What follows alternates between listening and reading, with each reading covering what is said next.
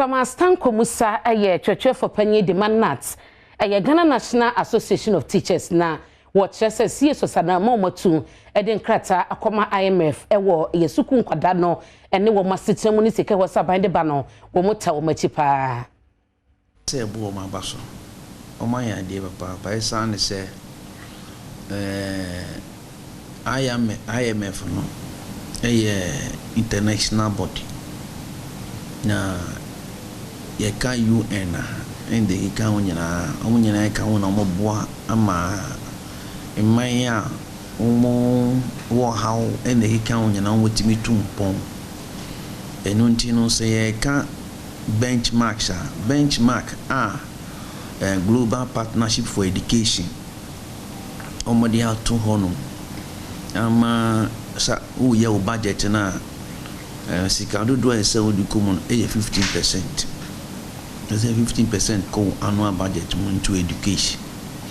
Now say ye ba gross domestic product na say ye 4%. And ye no is far below that benchmark no.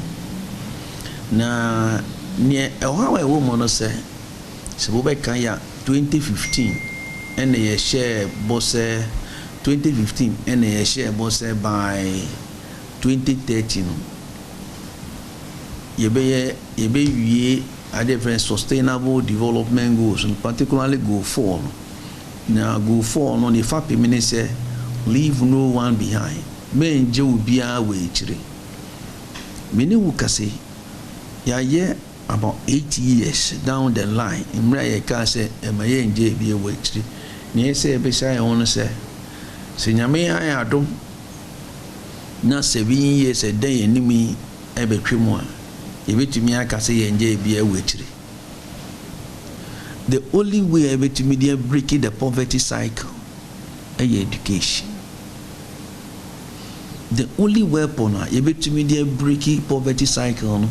is education. Engineer civil society organization krata na omode aba betuja no yefo awoso enti se bo mo ba enti krata na omode aba no yefo aso